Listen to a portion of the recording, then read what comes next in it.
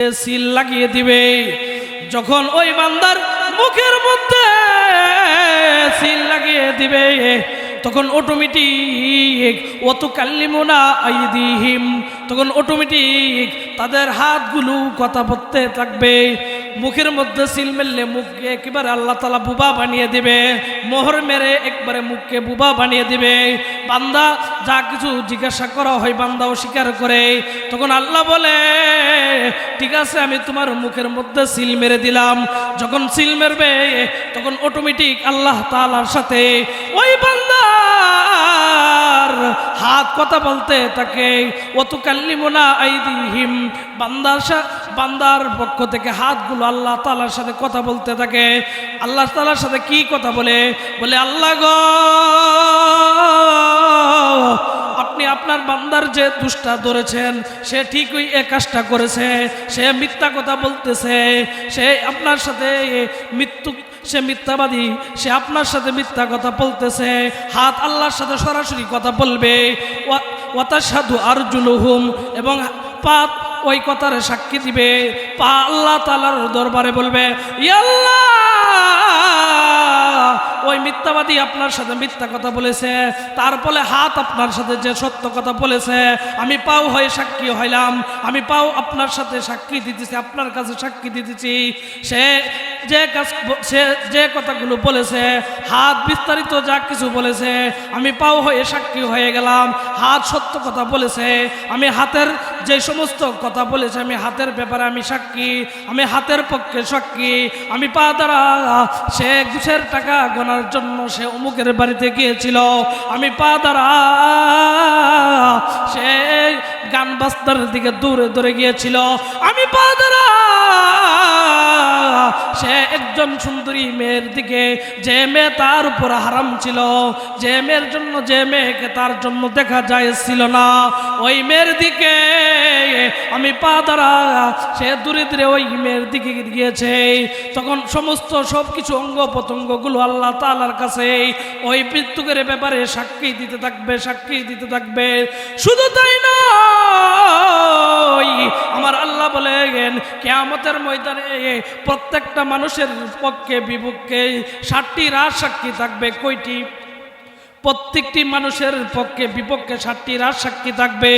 যদি সে দুনিয়ার মধ্যে ভালো আমল করে তার পক্ষে 7টি রাজ সাক্ষ্য থাকবে।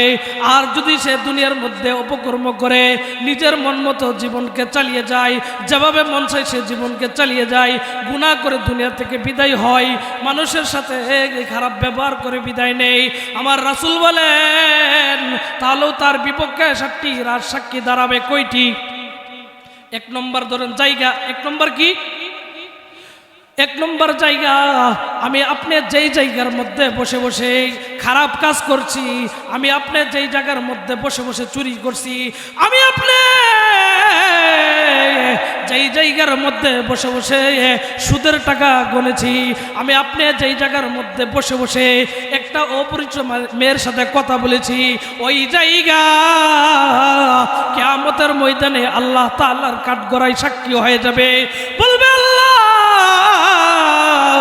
আমি আপনার কাছে সাক্ষী দিলাম গো আল্লাহ, আমি আপনার কাছে সাক্ষী দিলাম এই নাফরমান দুনিয়ার মধ্যে থাকা অবস্থায় এই জায়গার মধ্যে বসে বসে সে অপকর্ম করেছে, এই জায়গার মধ্যে বসে বসে সে অন্য একজন মাজলুমের উপর অন্যায়ভাবে সে হাত দিয়া মারিছে, আমি এই জায়গার মধ্যে বসে বসে সে মিথ্যা কথা বলেছে, আমি এই জায়গার মধ্যে বসে বসে সে অপরের নামে গীবত করছে, আমি এই জায়গার মধ্যে বসে বসে সে অপরের নামে চুগলখড়ি করেছে, সে আমি এই জায়গার মধ্যে বসে বসে সে একে অপরের মধ্যে কাজ্জা লাগাই দিছে, ঝগড়া লাগিয়ে দিছে, এর কথা ওর কাছে, ওর কথা এর কাছে লাগিয়ে দুইজনের মধ্যে বিভেদ ঝগড়া সৃষ্টি করে দিয়েছে।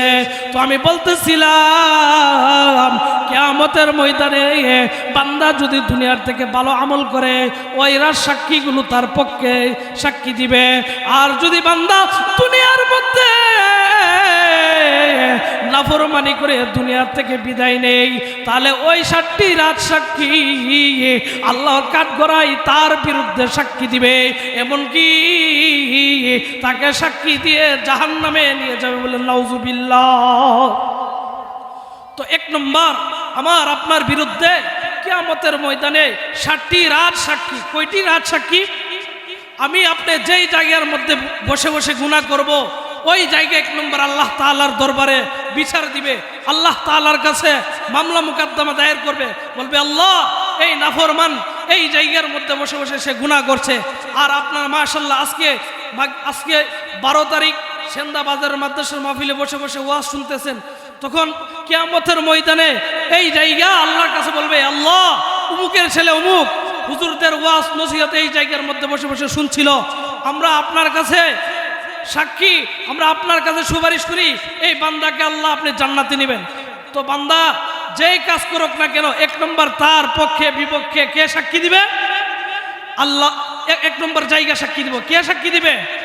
এই ব্যাপারে আল্লাহ তাআলা সূরা জিলজালার মধ্যে বলেন ইয়াউমাইযিন তুহাদ্দিসু আখবারাহা, সেদিন ইয়াউমাইযিন তুহাদ্দিসু আখবারাহা, কিয়ামতের ময়দান যেদিন কায়েম হয়ে যাবে, যেদিন নাকি সমস্ত মানুষ একজন আরেকজন থেকে পলায়ন করবে, যেদিন নাকি কেউ কারো পরিচয় দিবে না, বাবা সন্তানের পরিচয় দেবে না, সবাই ইয়া নফসি করে বলতে থাকবে, সবাই শুধু নিজেকে নিয়ে পেরেশানি, নিজেকে নিয়ে ব্যতীত থাকবে, নিজেকে নিয়ে অন্যর থেকে আড়াল করে নিবে, যেদিন নাকি সবাই যার যার অবস্থা নিয়ে ব্যস্ত থাকবে, যেদিন হাসরের ময়দান কায়েম করা হবে, তখন ওই জায়গা আমার আল্লাহ তাআলার দরবারে বলবে ইয়া আল্লাহ ইয়াউমাইযিন তুহাদ্দিসু আখবারাহা, ওই দিন কিয়ামতের ময়দানে জমিন তার ভিতরে যা কিছু ঘটেছে, দুনিয়ার বুকে যা কিছু ঘটা হয়েছিল সে সমস্ত সম্পর্কে আল্লাহ তাআলাকে জানিয়ে দিবে। এটা কারণ কি? বিআন্না রাব্বাকা আওহা লাহা, কেননা জমিনকে আমার আল্লাহ তাআলা আদেশ করেছে। এখন নির্দিষ্ট সময় পর্যন্ত জমিনকে বলা হয়েছে হে জমিন, তোমাকে বর্তমান নির্দিষ্ট সময় পর্যন্ত একটি মেয়াদ দিলাম, তুমি কোনো কিছু বলবা না। তোমার বুকে যত জুলুম হোক না কেন, তোমার বুকে যত অত্যাচার হোক না কেন, তোমার বুকে যত খুন খারাপি হোক না কেন, তোমার বুকে যত অপকর্ম হোক না কেন, তুমি কিছু বলবা না, কিছু বলবা না একটি নির্দিষ্ট সময় পর্যন্ত। সেটা হলো কিয়ামত। কিয়ামতের ময়দানে জমিন তার ভিতরে যা কিছু ঘটনা ঘটেছিল সে সম্পর্কে আল্লাহকে জানিয়ে দেবে। আল্লাহকে বলবে আল্লাহ অমুক কাজটি সে করেছে, এটা জমিনের কোনো দোষ নাই, এটাকে আল্লাহ তাআলা তাকে আদেশ করা হয়েছে বিআন্না রাব্বাকা আওহা লাহা, কারণ কি জমিনকে আল্লাহ তাআলা আদেশ করেছেন ইয়াউমাইযি ইয়াসদুরুন নাসু আশতাতাল লিয়ারাউ আ'মালাহুম, ফলে সমস্ত মানুষ নিজেদের কৃতকর্মকে দেখার জন্য দলে দলে বের হবে, নিজেদের কৃতকর্ম পাওয়ার জন্য, নিজেরা কি কাজ করেছে এগুলো দেখার জন্য তারা কিয়ামতের ময়দানের দিকে বের হতে থাকবে। আসসালামু আলাইকুম ওয়া রাহমাতুল্লাহি ওয়া বারাকাতুহু। إن الحمد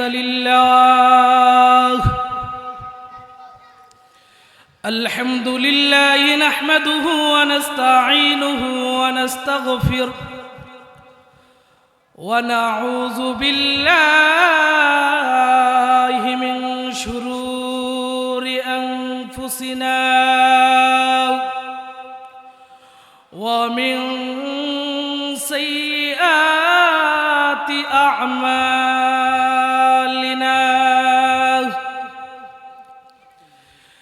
من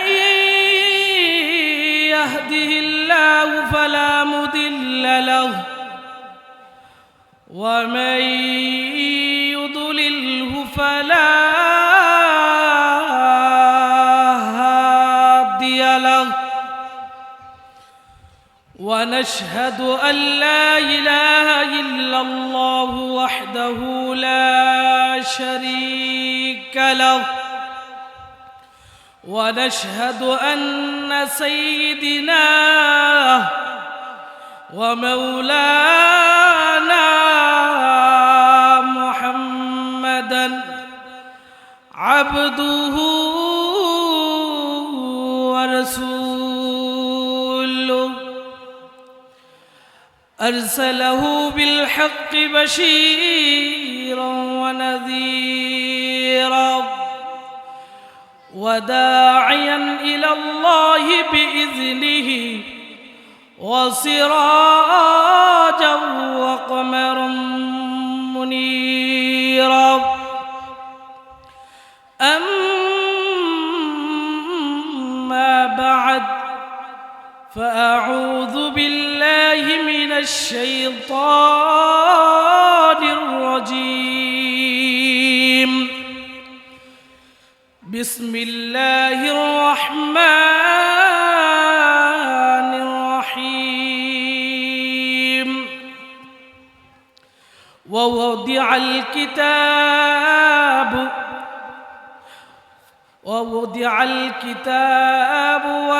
فلو ترى المجرمين مشفقين مما فيه ويقولون يا ويلتنا ما لهذا الكتاب لا يغادر صغيرة ولا كبيرة إلا أحصاها ووجدوا ما عملوا فيه حاضرا ولا يظلم ربك أحدا وقال تعالى في آية أخرى فكيف إذا جئنا من كل أمة بشهيد وجئنا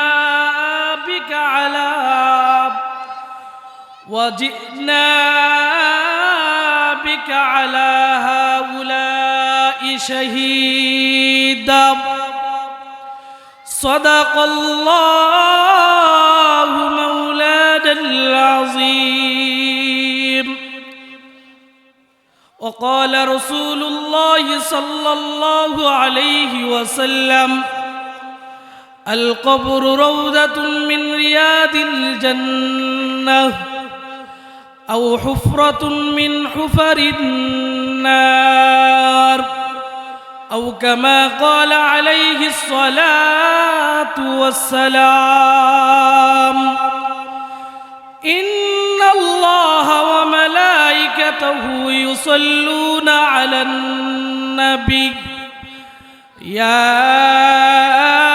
أيها الذين آمنوا صلوا عليه وسلموا تسليما صلى الله وعلى محمد صلى الله وعليه وسلم صلى الله وعلى محمد صلى الله وعليه وسلم لا إله إلا الله لا إله جور لا إله إلا الله لا إله جور لا إله أرجور لا إله बैजन नामाज रोजा सैरन ना अमर नबी जी के भूलन ना जोर ला इलाहा जोर ला इलाहा ला इलाहा इल्लल्लाह ला इलाहा ला इल्लल्लाहु मुहम्मदुर रसूलुल्लाह। दुनिया के सदाकत में तेरा नाम रहेगा, दुनिया के सदाकत में तेरा नाम रहेगा, सिद्दीक तेरा नाम से इस्लाम रहेगा, सिद्दीक तेरा नाम से इस्लाम रहेगा। दुनिया के अदालत में तेरा नाम रहेगा, दुनिया के अदालत में तेरा नाम रहेगा, फारूक तेरा नाम से इस्लाम रहेगा, फारूक तेरा नाम से इस्लाम रहेगा। दुनिया के सखावत में तेरा नाम रहेगा, दुनिया के सखावत में तेरा नाम रहेगा, उस्मान तेरा नाम से इस्लाम रहेगा, उस्मान तेरा नाम से इस्लाम रहेगा। दुनिया के शुजाअत में तेरा नाम रहेगा, दुनिया के शुजाअत में तेरा नाम रहेगा, हैदर तेरा नाम से इस्लाम रहेगा, हैदर तेरा नाम से इस्लाम रहेगा। दुनिया के मुवस्सिल में तेरा नाम रहेगा, दुनिया के मुवस्सिल में तेरा नाम रहेगा, बेलाल तेरा नाम से इस्लाम रहेगा, बेलाल तेरा नाम से इस्लाम रहेगा। अल्हम्दुलिल्लाह। সেন্দা জামিয়া রহমানিয়া দারুল উলুম বাজার মাদ্রাসার উদ্যোগে ৩৬তম বার্ষিক সভা উপলক্ষে ইসলামী মহাসম্মেলনের সম্মানিত সভাপতি, হাজার হাজার আলেমদের উস্তাদ, হাজার হাজার আলেমদের চোখের নয়নমণি হযরত মাওলানা মুফতি মুবারকুল্লাহ সাহেব ও অন্যান্য উলামায়ে কেরামগণ, আমার সম্মুখে উপবিষ্ট দনপ্রিয় ইসলাম প্রিয় ধর্মপ্রিয় সম্মানিত বাবারা, আমার পিছনে অবস্থানরত সম্মানিত মা ও বোনেরা, আমরা আল্লাহ পাক মহান রব্বুল আলামিনের দরবারে শুকরিয়া আদায় করি, যেই মহান রব্বুল আলামিন আমাদেরকে এই ফিতনা ফাসাদের জমানায় আমাদেরকে যাচাই করে বাছাই করে এই বরকতময় মজলিসে আসার এবং বসার মতন তৌফিক দান করেছেন। এর জন্য সকলে বলি আলহামদুলিল্লাহ। সম্মানিত হাজিরিন, আমি আপনাদের সম্মুখে সূরা কাহাফের ৪৯ নম্বর আয়াত এবং সূরা নিসার ৪১ নম্বর আয়াত এবং নবী করিম সাল্লাল্লাহু আলাইহি ওয়াসাল্লামের অসংখ্য অগণিত হাদিস সমূহ থেকে একখানা হাদিসের টুকরা পাঠ করিলাম। আল্লাহ পাক রব্বুল আলামিনের দরবারে দোয়া করি, আল্লাহ পাক রব্বুল আলামিন যেন বলনেওয়ালা শুননেওয়ালা সবাইকে কবুল করে, সকলে বলে আমিন। তো আমি আপনাদের সম্মুখে সূরা কাহাফের ৪৯ নম্বর আয়াত তেলাওয়াত করছি। উক্ত আয়াতে আল্লাহ পাক রব্বুল আলামিন মানুষের মৃত্যুর পর যে তার 7টি রাজ সাক্ষী হবে, এই 7টি রাজ সাক্ষীর ব্যাপারে উক্ত আয়াতের মধ্যে আলোচনা করেছেন।